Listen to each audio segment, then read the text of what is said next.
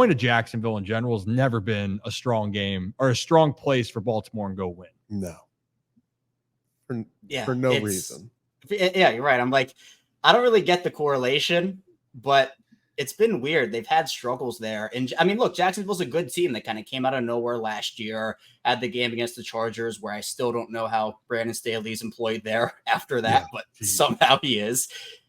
But with Trevor Lawrence being who knows what percent on that ankle right now, Christian Kirk was a huge loss for him, and they're kind of skidding. It seems like they've been up and down, and they're kind of in a lull right now. You don't want to, I talked about it with the Chargers because we know how bad they are in one-score games. I don't know the record, but it's not good. Yeah. You don't want to be the team. You don't want to be the team that lost to the Chargers in a one-score game. You don't want to be the team that gives Jacksonville their mojo back. And we know the Ravens, they play up and down to their competition. It's every team does it, but with the Ravens, I think just because, we're so plugged into them, it seems a little more extreme because they do it so often. But I do think that Jacksonville is a team where you can take advantage of a lot here. Baltimore has the best pass defense in the league in terms of net yards per attempt. And you look at what Jacksonville's doing right now. If you can hold that up, Jacksonville's currently 12th in the league in passing. You can make some things happen, but Jacksonville has the 28th best pass defense this year. They're a young defense. They've made some mistakes. Doug Peterson talked about how they were making mental mistakes last week and making weeks 1 and 2. I mean, those are things you can take advantage of. And it's a primetime game. Don't know how the Ravens only have one home primetime game this year. That's already passed with Cincinnati. I wish they had another one. Maybe the Dolphins game gets flexed, although it's New Year's Eve, so it might be a little difficult to do that. But I'm excited for the Jacksonville game, although I'm expecting a close game because I just don't know the kryptonite of Jacksonville. It's almost like Kansas City back in the day with Mahomes before Lamar beat him. It seems like it's the kryptonite of the Ravens right now. Yeah, Kevin, I appreciate what you're saying, but I think that there's also a possibility that the Ravens go in there and absolutely put a pounding on the Jaguars. Sure, I mean, we have seen what the Jaguars have done against Super Bowl type contenders in the 49ers, right? And I would say that that the Ravens are right there, especially on the defensive side of the ball. So anytime the Jaguars have gone up against a strong defense, they've really struggled. I would say that we're looking at the Chiefs, right? The Texans, they lost by a ton, and you make arguments about that Texans defense, but Ryan and I have talked about how we really like that squad over there, even though they are also a young crew. And so you start to look at these teams. 49ers, they lost 34-3. It was just absolutely crazy. Now, granted, it was in San Francisco, but do you think that there is a possibility that an absolute slugfest and then really kind of like blowing them out is certainly on the table, given that what we've seen from the Jaguars already this season? And they beat up on the easy teams, but when they come up against Super Bowl type contenders or playoff teams, it doesn't seem like they do quite as well. What are your thoughts on that?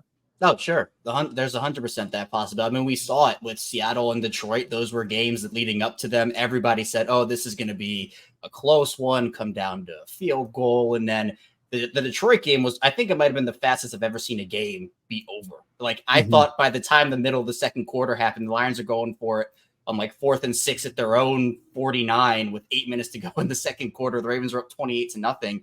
The Ravens can do that this year, and it's complimentary football. I mean, we talk about it all the time where the Ravens defense is so good this year where you feel good enough to where the offense has scored 30 plus points in 6 of the last 7 games.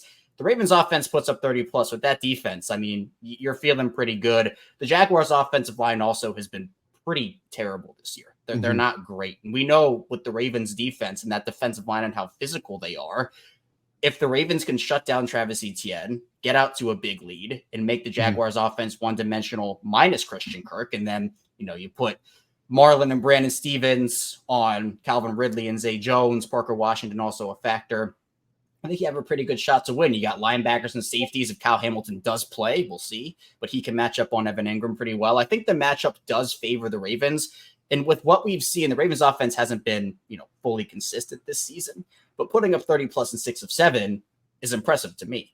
And against the young Jacksonville defense, I think if they can get out to a 14-3, 10-0 early lead, that might put Jacksonville in a hole to say, well, the Ravens have already scored this many points in the first quarter. Our offense is kind of struggling a little bit. What are we going to do now? You mentioned, Brad, I think it's a good point about the defenses. Well, the Ravens themselves are the best defense in the league, in my opinion. So what happens if the Ravens get out to that lead? I think it could be a game where the Ravens just roll, and it'd be big for him going into a big Christmas night game against the 49ers. Yeah, it'd be nice. It would be nice for them to just roll to a victory, wouldn't it? But I just do not feel that that's going to happen. I want to believe it. I'll see it when I believe it. Rock, I see you pondering up there in the top corner. Just always pondering. Kevin, as a Ravens fan, I'm sure it was a nice sigh of relief to see Kyle Hamilton back on the field.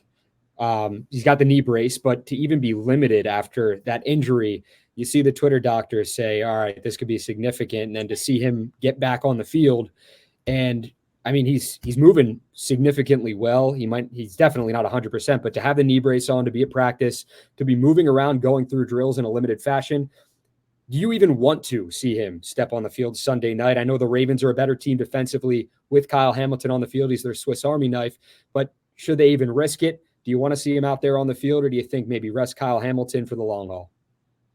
Yeah, I mean, I think it's a good question, Rocco, because this Jacksonville game, and, people can argue it. I've seen plenty of debate on social media, but which game is more important? Is it Jacksonville or is it San Francisco? And when you talk about conference games, I mean, look, Jacksonville is the game that matters for the 1 seed. That I kind of put it out into 3 tiers with losses. The worst loss you can have is a divisional loss. It counts as a conference loss, makes your division record worse. Then it's the conference loss because that can impact playoff seeding. Then it's the NFC games. And I get that everybody wants to see San Francisco's the possible Super Bowl preview, great Christmas night game. But for Kyle Hamilton, I know people might not want to hear it, but if he's not 100%, which I know at this point he's not, I'd probably rest him until Miami, which might be a hot take. But the Miami game I kind of circle on the calendar. I think Baltimore can win against Jacksonville without Kyle Hamilton. I'm not saying it's going to be easy or anything. The San Francisco game gives you a barometer of, hey, San Francisco is now acknowledged as probably the best team in the NFC. Baltimore is being acknowledged probably as the best team in the AFC. You clash those two together. But I'd want to have Kyle Hamilton as close to 100% as you can get for that big Miami game then to round out the season. And it's almost a miracle he's out there right now practicing the way he is with the injury he suffered. I'm very glad. I mean, the replay looked a lot worse than it was, which we've seen a couple times this year with Ravens players. But I think the goal is not to win against Jacksonville in a regular season game. The Ravens are going to make the playoffs. They're likely going to win the division here. Even if they don't get the 1 seed, I trust them. But part of that trust is, can they have their guys available? If Kyle Hamilton comes back against Jacksonville and then he re-aggravates the knee and he's out for the playoffs, I mean, imagine the backlash. Imagine the discourse on social media and on TV and radio that would get. I mean, I'm playing the long haul. They've done that with JK. Ever since JK got injured in 2020 or 2021, I feel like they've kind of taken that cautious approach with their guys. There's a time to kind of say, hey, we need you out there. We need you out there. That time's the playoffs to me. It's not the regular season. So I'd play it safe, in my opinion. Hey, yeah, we want, and no one's a bigger, I was going to say, bigger Kyle Hamilton fan. Well, we all are, but yeah, Zach's got a bromance for him. If I've said it once, I've said it a million times. A 100% healthy Kyle Hamilton in January is way more important than a 70 to 80% Kyle Hamilton in December. And I think you hit the nail on the head, Kevin. Yes, it would be cool to see him out there against Jacksonville, against San Francisco, but the Ravens should be able to match up well against Jacksonville. The 49ers Christmas game, like you said, in the tiers for how a loss would rank them, that's the one you're okay with having over the next stretch.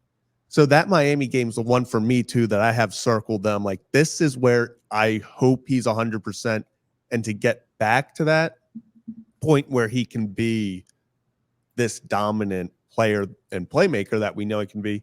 So let me go to the other side of the ball. Something interesting over the past few weeks, I guess a development, has been how the running backs have been used. I'm going to bring up my other boy, Keaton Mitchell. Is that okay, Rip? Yeah, of course. I was going to say, I just need to make sure. I have to approve things with them before I say it. Yeah, because it's the show is named after me, so I appreciate that. If you didn't know. But Kevin, how have you seen the carries, I guess, be handled? Because it seems like now suddenly between the 20s, they like the way that Keaton Mitchell gets the ball. Yeah, I mean, with Mitchell, he's your guy that is that the lightning in the bottle, the electricity. And it seems like, at least to me, every time he touches the ball, I know it's not literally every time. But every time he touches the ball, it feels like, oh, this is going for 10. This is going for 15 or 20. He has that explosive element to him. The thing that surprised me with him is I think coming out of college, I was on him. East Carolina, I was a big fan of him. I'm very glad the Ravens picked him up.